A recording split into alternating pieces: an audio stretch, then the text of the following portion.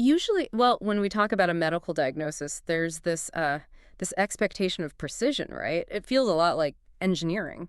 Oh, absolutely. Like, it's structural. You break your arm, the X-ray shows that jagged white line on the radius. Right. And the doctor just points to the film. Exactly. They point right to it and say, there it is. That's the exact source of the pain. It's binary.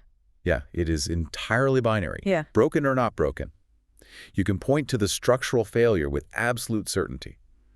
And, I mean, we really crave that kind of visibility when something goes wrong with us. We do, but then you step into the world of human behavior, into the landscape of our own minds and emotional reactions, and suddenly that X-ray machine is just, well, it's totally useless. Yeah, it doesn't apply at all. We're looking at a diagnostic landscape that is incredibly murky, especially when we look at this one universal frustration that, honestly, I guarantee every single person listening to us right now has experienced. Oh, without a doubt.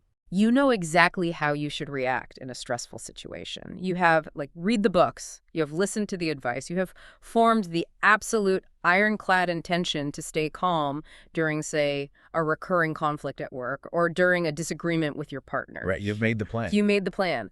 But the moment the pressure hits, the moment the actual stressor arrives, your brain goes completely offline. You react in the exact same dysfunctional, chaotic way you always do. Every single time. So the question for you, the listener, is, why does knowing better almost never equal doing better?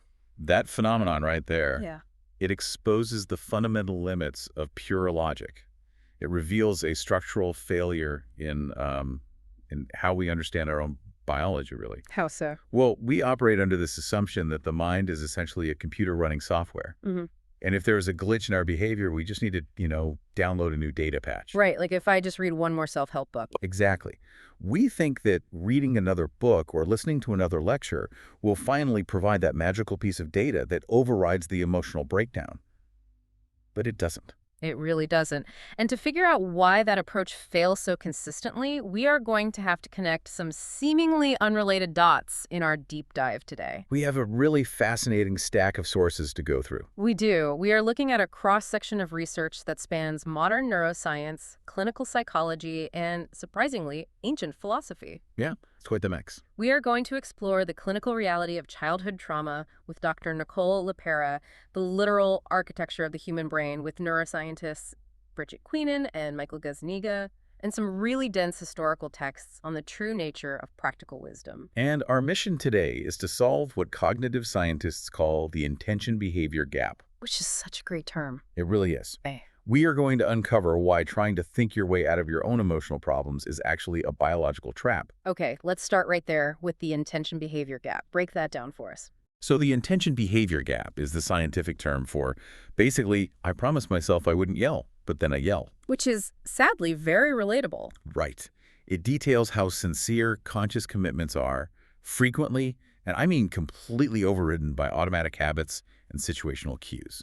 And this isn't just modern science saying this, right? The philosophical texts we're looking at agree. Oh, entirely. The philosophical baseline we establish from these historical texts is explicit on this point. Practical wisdom cannot be produced by adding more information. Wow. The persistent human failure across time is not ignorance. It is non-application. We routinely possess the correct information, and we simply do not deploy it when it matters most. Okay, so if the problem isn't a lack of information, then our modern obsession with just learning more facts to fix our emotional state is, well, it's fundamentally flawed. It is. And in the source material, the neuroscientist Bridget Queenan provides a perspective on how the brain manages information that explains exactly why it's flawed. Yeah, she explains that the conscious mind, like the part of you that is thinking, analyzing, and worrying right now, is essentially reserved for problems you haven't solved yet. Exactly. The conscious mind is a specialized tool for grappling with the unknown, and it requires a massive amount of metabolic energy to run. Which makes sense from an evolutionary standpoint because the brain always wants to conserve energy. Right. Think about when you first learned to ride a bike. Your conscious mind is heavily involved. You're actively analyzing the balance, the pedal placement, the speed. It takes massive cognitive effort. You can't even talk to someone while you're doing it at first. Exactly. But once you solve the physical problem of balancing, the nervous system optimizes for efficiency. That knowledge is relocated. It moves out of the conscious workspace and into the automated circuitry of the basal ganglia. So you no longer consciously think about the mechanics of pedaling. You can plan your grocery list while successfully balancing on two wheels. Right, because the problem's solved. But Queenan points out a really dark flip side to this biological efficiency. And this part really struck me, because if your conscious mind is only for unsolved problems and you spend all your time analyzing your own behavior up there in your conscious mind, You are effectively choosing to spend your life swimming in your unsolved to-do list. that sounds exhausting. It is. You are living constantly with your failures. You are treating the conscious workspace as if it is the entirety of your existence. But abstract rules and well-meaning advice from a self-help book are, they're just conceptual. They are lightweight. They lack the internal physical structure required to override an automatic biological reflex in the heat of the moment. Because your nervous system is fundamentally a neck-down operation. Yes. It demands physical implementation to test what Queenan refers to as physical hypotheses about the world. Your body needs to interact with the real world to orient itself. Rather than just spinning in a conceptual void, generating anxiety about unsolved behavioral puzzles. Exactly. Wait, I have to push back here for a second. Go for it. Because the premise of this argument feels like, well, an attack on the concept of education itself. I can see why it sounds that way. Right. If adding more information is a trap and intellectualizing our behavior is literally driving us crazy, is the habit of consuming educational content, including, ironically, the deep dive we are providing right now, is it actually counterproductive? Are we contributing to the listener's problem by handing them more abstract concepts to juggle? That is a very fair question. The distinction lies entirely in how the information is utilized by the organism. Information functions purely as a map. Okay. And as the saying goes, the map is not the territory. The body has to actually walk the physical landscape. Knowledge without physical implementation is unanchored. It remains theoretical. So consuming educational content provides a clearer map. Yes. But if you adopt the belief that the act of reading the map is identical to completing the journey, that is when you fall into the intention-behavior gap. Ah, I see. As Dr. Nicole LePera's clinical work confirms in our sources, insight and awareness do not inherently translate into changed action. Like, you can sit in therapy for years and articulate exactly why you have a fear of abandonment, tracing it down to a specific childhood dynamic. You can have the perfect intellectual understanding of it. But you can still experience a massive, uncontrollable panic attack the moment someone takes too long to reply to a text message. Precisely. Right. Because the map does not stop the panic. Because the insight is sitting in a part of the brain that isn't steering the ship during an emotional crisis. Right.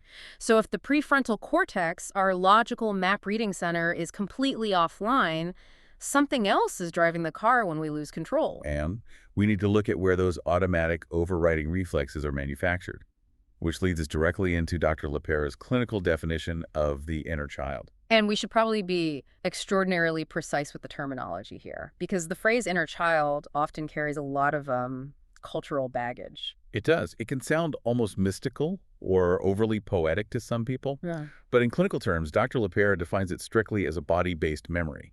Psychologists refer to this as implicit emotional memory. Right, because long before we acquire language and long before we can apply logic to our circumstances, we exist purely as sensation. When you are an infant, you experience the environment through your physical body and your nervous system's raw reflexes. And in this context, trauma isn't exclusively defined by massive, catastrophic events. It can be formed through small, subtle, pervasive moments where a child lacks emotional regulation and attunement from their caregivers. Trauma is fundamentally about the lack of support an organism has to process an overwhelming event, rather than the scale of the event itself. Dr. LePera provides a really brilliant comparison in the source material of two children experiencing their parents going through a divorce. Yes, the external event is identical. In the first scenario, a parent sits with the child. They validate the distress. They hold the child, allowing them to cry, stating clearly that the child is safe and the fracture in the family is not their fault. So the child's nervous system experiences extreme stress, but that stress is co-regulated by a safe adult. Exactly. Now, in the second scenario, the divorce happens, but the child is left entirely alone to process the grief. Maybe the caregivers are too consumed by their own emotional turmoil to offer any attunement. So the child is crying in their room alone. And the outcome for that second child's nervous system is drastically different. That child forms a deep, implicit emotional memory that dictates a terrifying rule about the world. Which is what? The rule is, in moments of extreme emotional need and vulnerability, I am entirely alone. The environment is inherently unsafe and no rescue is coming. That's heartbreaking. And there is an even more subtle example in the material that illustrates how these implicit memories form. The drawing example. Yeah. Imagine a young child comes home from school. They are just bursting with excitement and they bring a drawing to their parent. But the parent is overwhelmed with work, staring at a phone, and just distractedly mumbles, "Oh, that's nice," without ever breaking eye contact with the screen. Now, if that happens once, it is meaningless. It's just a busy afternoon. Right. But if that exact dynamic is the consistent pattern over 5 or 10 years, the child internalizes a very specific, implicit emotional memory. I am invisible. My internal world holds no value to the people keeping me alive. And the child's nervous system must adapt to that reality to survive. We develop what Lepera identifies as survival strategies. To categorize how these adaptations manifest, she outlines several archetypes of childhood trauma based on the specific emotional environment a child had to navigate. The first archetype is the parent who denies reality. A child gets hurt by a sibling or expresses sadness, and the parent immediately shuts it down with, "Stop overreacting," or "You're being too sensitive, it wasn't that bad." So the child is repeatedly told that what their body is actually feeling is incorrect. Yes, over a decade, that child learns their internal alarm system is defective. They grow into adults who are chronically incapable of trusting their own instincts. They're constantly polling other people to find out how they should feel about their own lives. Exactly. We also see the archetype of the parent who vicariously lives through the child, or who strictly rewards performance. Oh, I see this one all the time. It's very common. The implicit memory formed here is that love and safety are highly conditional commodities based entirely on achievement. The child is paraded around for scoring the winning goal or getting perfect grades, but is emotionally ignored when simply resting. And in adulthood, this survival strategy morphs into a punishing cycle of perfectionism and workaholism. The adult consciously thinks they just want to succeed. But their nervous system implicitly believes that their fundamental lovability will instantly vanish the moment their productivity drops. Wow. And then there's another archetype, the caregiver who cannot regulate their own emotions. The environment is entirely unpredictable. The parent is calm and loving 1 hour, and explosive or retreating into the silent treatment the next. So the child is forced to become a hypervigilant radar system. They learn to scan the microexpressions on people's faces the moment they walk into a room. They learn that sudden shifts in emotion are inherently dangerous. And the tragedy of the intention-behavior gap is that we carry these childhood survival strategies into adulthood, and we completely misidentify them. What do you mean? We confuse our trauma responses with our actual innate personality. Oh, like we build an entire identity around the adaptation. Yes. Yeah. We tell ourselves, "I'm just a driven type A person." Yeah. We don't realize we are an overachiever terrified of losing conditional love. Or a person claims, "I'm fiercely independent, I just prefer doing things alone." When in reality, that hyper-independence is an armored response.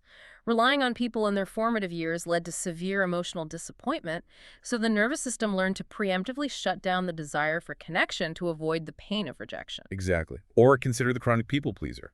They view themselves as an easygoing, go-with-the-flow kind of person. But beneath that conscious narrative, their nervous system is absolutely terrified that expressing a dissenting boundary will cause the group to expel them. To make this concrete for the listener, imagine our nervous system is a computer running an outdated, hyper-aggressive antivirus software. I like this analogy. Right. So this software was installed 20 years ago during a time when the computer was actively being targeted by severe malware.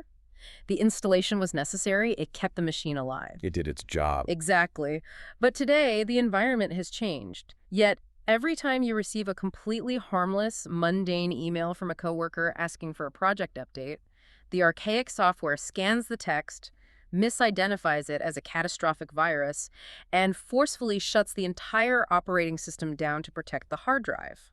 Because the software is executing its programming flawlessly, based on the data it was trained on, the biological system does not realize the context of time and space has changed. It doesn't recognize that you are now a 30-year-old adult possessing agency and resources in a relatively safe corporate environment. It is reacting to the present stimulus as if the original childhood threat is unfolding right now. Okay, if the antivirus analogy holds, we have to look at the hardware. What exactly happens inside the biological machine during that system crash? Like when the harmless email triggers the implicit memory, what is the literal physiology of a triggered state? We are looking at the physiological cascade known as emotional flooding. Let's take a deeply relatable example from the source material. Okay. You send a vulnerable text message to someone you were dating. You put yourself out there, and then hours pass with no response. The silence stretches on. Ugh, the mind starts spinning immediately. It is an excruciating feeling of suspension. And your body does not process that silence as an intellectual puzzle to be solved. Your biological threat detection system, centered in the amygdala, registers the silence as a severe threat to social attachment. So the amygdala sounds the alarm. Yes, and your endocrine system physically floods your bloodstream with cortisol and adrenaline. Your heart rate spikes. Your breathing becomes shallow. But the most critical aspect of this physiological breakdown is the reallocation of resources, right? Exactly. The prefrontal cortex, the evolutionary newer part of the brain responsible for logical reasoning, language processing, and impulse control, is literally starved of blood flow. It essentially goes offline. The part of your brain that knows the person you're dating is probably just stuck in a meeting or left their phone in the other room. That logical, map-reading part of your brain is forcefully evicted from the premises. You are physiologically incapable of reasoning your way out of the panic in that specific moment. That is wild. And to truly grasp why the loss of the prefrontal cortex is so devastating, we have to examine the neuroscientific models proposed by Bridget Queenan and Michael Gazzaniga. They introduce a concept of consciousness functioning as a musical hierarchy, and they base this on extreme neurological case studies. Oh, the no-brain patients. When I first read Queenan's paper on this, I actually had a hard time believing it because it completely contradicts everything we are taught about brain volume correlating with cognitive function. It does sound like science fiction. But the medical literature contains documented cases of individuals living remarkably normal lives with catastrophic brain abnormalities. The sources detail this 44-year-old man. He is married, functioning as a father and a white-collar worker with an IQ slightly below average at 75. Right. He visits the hospital for mild leg weakness. The neurologists perform an MRI, and they discover that his cranium is nearly empty. Which is terrifying. He is missing up to 90% of his brain mass due to severe chronic hydrocephalus. His skull is mostly filled with cerebrospinal fluid, with only a paper-thin layer of cortical tissue pressed against the inside of the skull. I mean, if you lose 90% of your liver, the system fails and you die. The idea that a human being can lose 90% of their cerebral cortex and still balance a checkbook and raise children forces a total reevaluation of what consciousness actually is. Exactly. How is the remaining 10%, which is mostly the older, deeper structures like the brainstem and the basal ganglia, compensating for the absence of the higher reasoning centers? It demands a paradigm shift in neuroscience. For decades, the focus was structural volume. Where is the specific hardware located, and how massive is it? But Queenan argues that volume only tells a fraction of the story. So how does the remaining 10% run a human life? Because consciousness is not a static object taking up space. It is an active, rhythmic process. She suggests we view the brain through the metaphor of music. The true nature of consciousness is dictated by rhythm and tempo generated from the bottom up. Okay, let's unpack the mechanics of this musical hierarchy. At the very bottom of the structure, you have the brainstem. In Queenan's model, the brainstem is the conductor of the orchestra. It sets the baseline tempo of survival. And if the brainstem stops firing, the music ends completely. From that foundational beat, complexity is added in layers. When you are asleep, the brainstem maintains the baseline tempo and your autonomic nervous system adds a simple polyrhythm. You have the steady, thumping beat of the heart, intertwined with the rising and falling tidal rhythm of the lungs. The system is humming along to a slow, predictable groove. Then you wake up. The tempo accelerates. You open your eyes, adding the visual processing rhythm. You stand up and begin walking. Now your motor cortex and basal ganglia are firing in sequence, testing physical hypotheses against the ground with every step. The body has a complex rhythm section fully engaged. Finally, we reach the highest level of this hierarchy, the awake and aware state. The complex physical polyrhythms begin to adapt and evolve in response to chaotic stimuli from the outside world. To extend the musical analogy, it transforms from a marching band playing a set sheet of music into a jazz ensemble, improvising in real time based on the audience's reactions. The prefrontal cortex is the lead soloist, adding intricate melodies over the top of the foundational rhythm. So applying this model to the no-brain patient explains the phenomenon beautifully. The patient might have a very small orchestra, Instead of an 80-piece symphony, they only have 5 musicians on stage. But because the brainstem is keeping a flawless tempo, and the basal ganglia are executing their automated polyrhythms in perfect harmony, the music of consciousness still plays.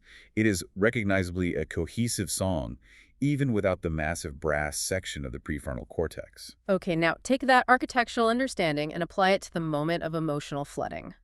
What happens to the biological music when the inner child is triggered by the unanswered text message? The cortisol hits the bloodstream. The heart rate instantly accelerates out of sync. The breathing becomes erratic and shallow. The beautiful synchronized polyrhythm of the body is violently shattered. The music loses its tempo entirely. The conductor has dropped the baton, the drum section is playing at double speed, and the lead soloist, the prefrontal cortex, has walked off the stage. This is a profoundly liberating mechanical observation, because when an individual is in the throes of a panic attack or a severe trauma trigger, well-meaning bystanders will often say, just calm down, be rational, look at the facts. They are attempting to communicate with the prefrontal cortex. They are asking the lead soloist to play a soothing melody. But the soloist is gone. The size and intensity of the emotional reaction feels completely disconnected from the present reality of a delayed text message, but it mathematically matches the severity of the past childhood trauma. Your nervous system is flawlessly playing the terrifying, chaotic music of your past. Yes, exactly. If logic and rationality are physically inaccessible during this shutdown, what is the immediate protocol? We obviously have to address the body first. But the core insight of the source material, and really the absolute focus of our deep dive today, is the realization that physical regulation is only the opening maneuver. Right, fixing the tempo of the body does not fix the underlying software. So let's lean into that. This transition is the most vital part of the framework. Physical regulation is the prerequisite for change, not the change itself. Correct. When the panic initiates, the immediate mandate is strictly physical. You must drop the cognitive effort entirely. You cannot outthink an amygdala hijack, so attempting to intellectually outsmart your internal breakdown only fuels the anxiety. So step 1 is forcing the conductor to slow the tempo back down. You intentionally dilate your breathing, forcing longer exhales. You deliberately stand your body and relax the tension in your shoulders and jaw. You are utilizing the vagus nerve to send a bottom-up biological signal to the parasympathetic nervous system. You are artificially informing the brainstem that the physical environment is safe. But here is where the vast majority of modern self-help advice stops. And by stopping there, it creates a massive disservice. We must draw a sharp, uncompromising line between the act of coping and the act of healing, or what Dr. LaPera terms reparenting. Coping is merely surviving the immediate physiological storm. Let's revisit the unanswered text message. The anxiety spikes. Coping might manifest as distracting yourself by aggressively scrolling through social media to numb the cognitive dissonance. Or coping might look like firing off 3 increasingly hostile texts to force a response and alleviate your own insecurity. Or coping might be completely dissociating, shutting down your emotions, and aggressively convincing yourself that you never cared about the person anyway. All of those actions are coping mechanisms. They are successful in the short term because they eventually relieve the immediate internal pressure. But they do absolutely zero to rewrite the hyper-aggressive antivirus software. You survive the trigger today, but the exact same system crash is guaranteed to happen the next time you face uncertainty. So what is the mechanical difference with reparenting? I mean, how is that physically different? To achieve practical wisdom, you must reparent the situation by making a fundamentally new choice in the climax of the trigger.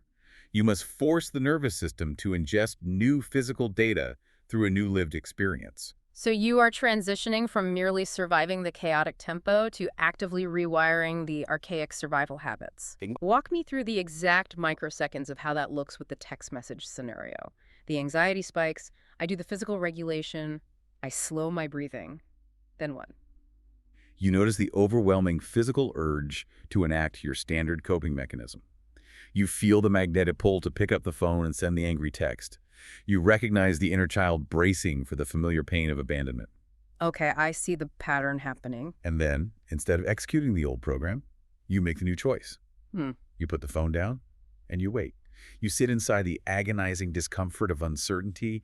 You hold space for the terror without allowing it to dictate your motor functions. By forcing your body to remain physically calm while tolerating the emotional spike, you are providing the basal ganglia with unprecedented physical evidence. You are teaching the organism a new biological rule. Distance does not equal abandonment. We tolerated the silence, and the organism did not die. You are stepping into the role of the compassionate, regulated adult caregiver that your inner child lacked in those formative moments. You are actively reparenting your own nervous system. You are updating the software through physical friction. You are demonstrating to the biological machine that the context of reality has fundamentally changed, and that safety can be maintained internally, regardless of external validation. I understand the mechanics of making a new choice, but a glaring question remains for me.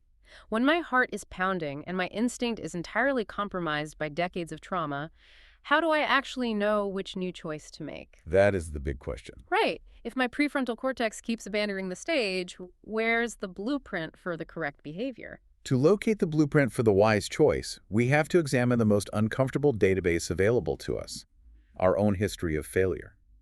The sources refer to this as internalizing the enemy, and this concept kind of dismantles how we typically attempt to understand human misalignment. It really does.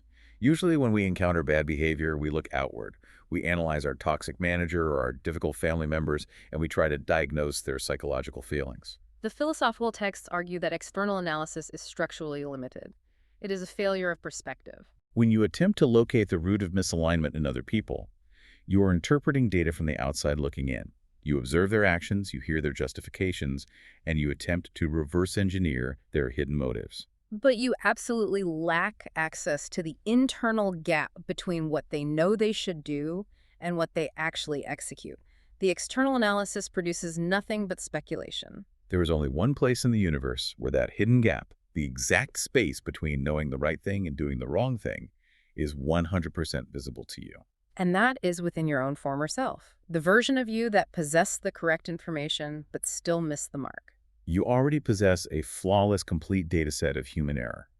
You have intimately experienced the sensation of acting against your own stated values. You have witnessed your own mind generating elaborate rationalizations to justify decisions you knew were destructive. These are not theoretical guesses. They're fully recorded, lived experiences of the intention-behavior gap in action. But human nature fights this. When we look back at our most embarrassing, regretful moments, our immediate instinct is to distance ourselves from them. We build a narrative wall. We say, I was in a bad place, or I was a different person back then. We try to sanitize our history. But the papers argue that erasing those moments destroys the precise data required for reparenting. We destroy the data because we view memory incorrectly. We treat memory as a static narrative artifact, like a dusty photograph in an album. But memory, mechanically speaking, is a replayable structure. Let's hold on that phrase for a second because it is the linchpin of this whole concept. A replayable structure. We usually think of memories as passive records. You're saying the memory of a failure functions more like a flight simulator.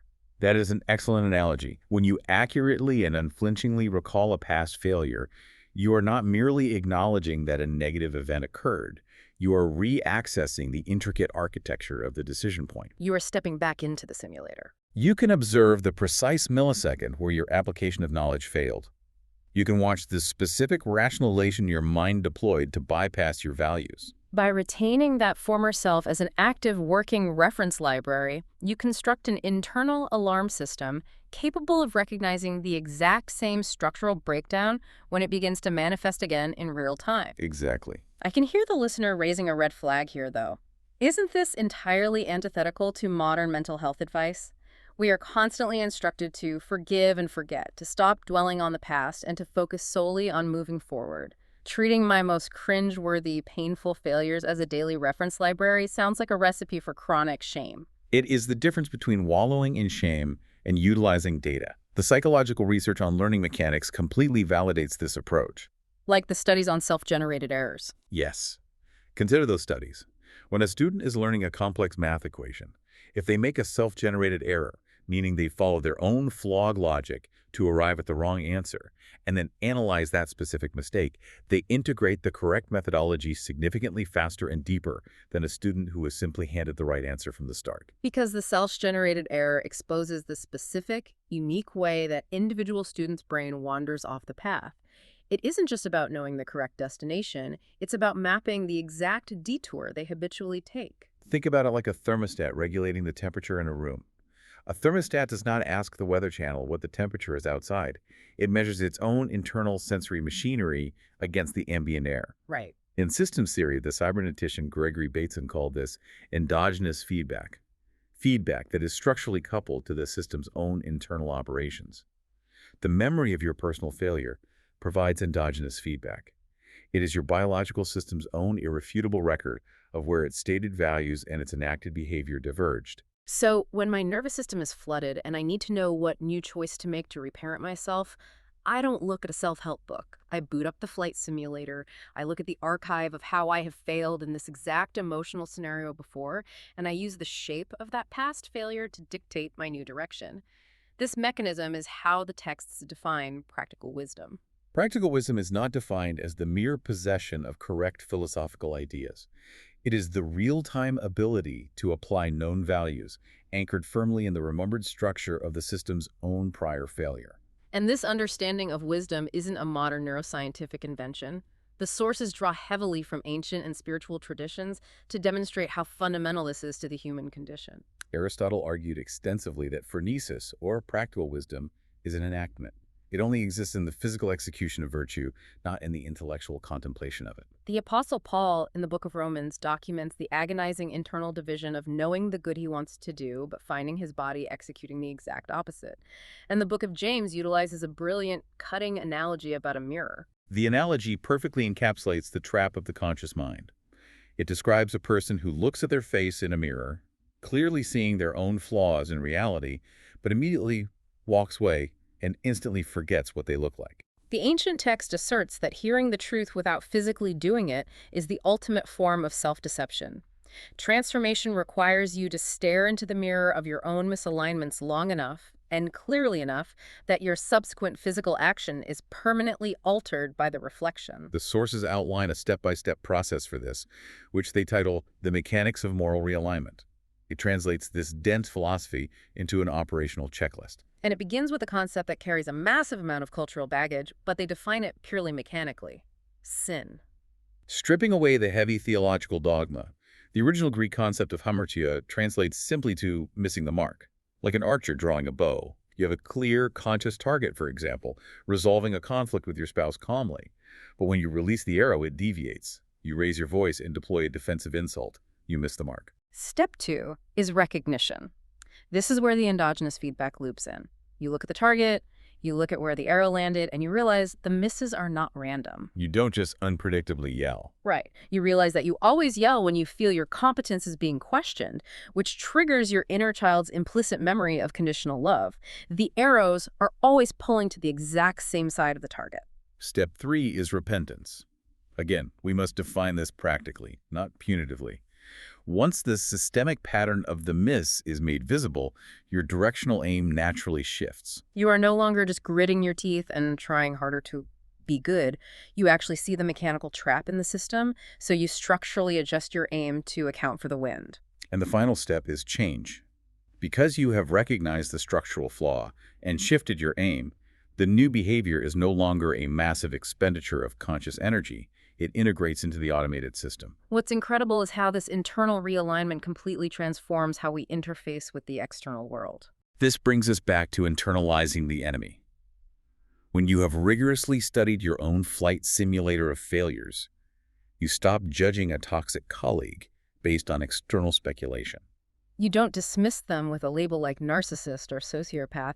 Instead, you observe their defensive behavior and you realize, I recognize the exact architecture of the self-justification they are using because I have seen how that machinery operates from the inside. I know the pattern of their panic because I have run that exact same code. It replaces external judgment with an empathy born out of radical, uncomfortable self-honesty. I like to think of this as recursive learning. It's the difference between relying on software to spell check a single typo in a document versus actually stopping to study why your fingers continuously misspell that specific word, analyzing your hand placement on the keyboard, and fundamentally changing your motor habit so the typo never occurs again. You are permanently altering the system that generates the choice, rather than endlessly treating the symptom of the bad choice. So we have the complete map now. We utilize physical regulation to stop the biological flooding. We utilize the endogenous feedback of our past failures as a blueprint for where the system breaks down. We use that blueprint to identify the new choice required to reparent the inner child. Yes. But how do we permanently install this new operating system? If insight doesn't reach the basal ganglia, it sounds like the only way to get it there is through literal physical repetition, like muscle memory. You've hit the nail on the head. You cannot wire a new automated behavior into the basal ganglia through journaling or profound conversations in therapy. Insight is the map. Action is the territory. In cognitive psychology, this mechanism is detailed in David Kolb's experiential learning theory. Learning only becomes permanently encoded when it moves through a cycle of concrete experience, reflective observation, abstract conceptualization, and crucially, active experimentation in the physical world. You have to take the terrifying, tiny step in physical reality. Dr. Lapero calls this the execution of the small daily promise. Meaning, you must physically open your mouth, utilizing your vocal cords, to articulate the boundary with the overbearing parent. You must physically command your motor cortex to set the smartphone on the table and walk into the adjacent room when every fiber of your being is screaming at you to seek reassurance via text message. Because every single time you execute that physical action, you are generating a new biological feedback loop. The basal ganglia receives the signal. We tested the physical hypothesis that the world would end if we set a boundary. We set the boundary, the ground remained solid, we survived. The discomfort you feel during that process is not a sign that you are doing something wrong. The heart racing, the palms sweating, the intense cognitive friction, that is the literal metabolic sensation of forging a new neural pathway in real time.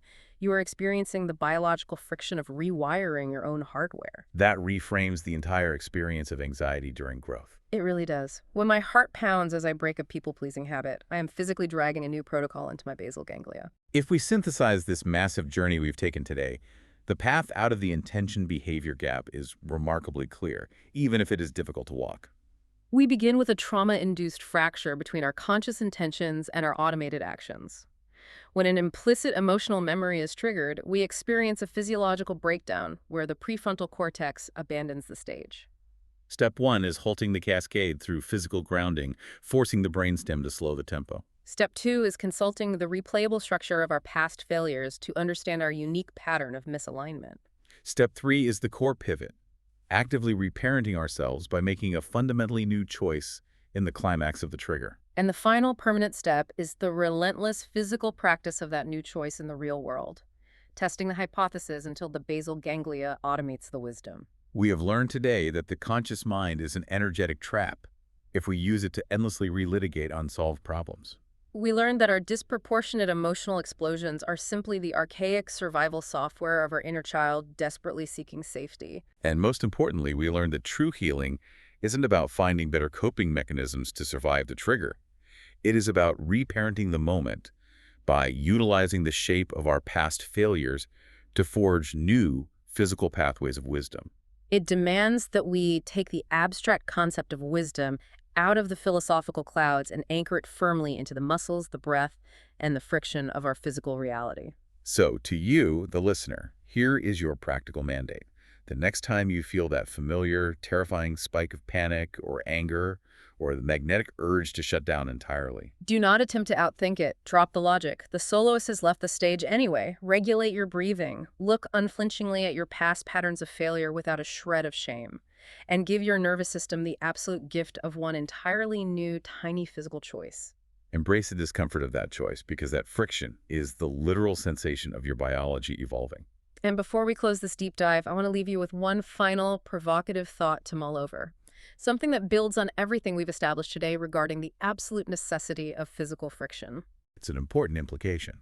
If human consciousness is built from the bottom up on physiological polyrhythms, our breath, our heartbeat, our physical movement through space, and if our deepest, most functional wisdom is forged exclusively through the painful physical implementation of our past failures, what exactly is happening to the human animal in an increasingly disembodied digital world?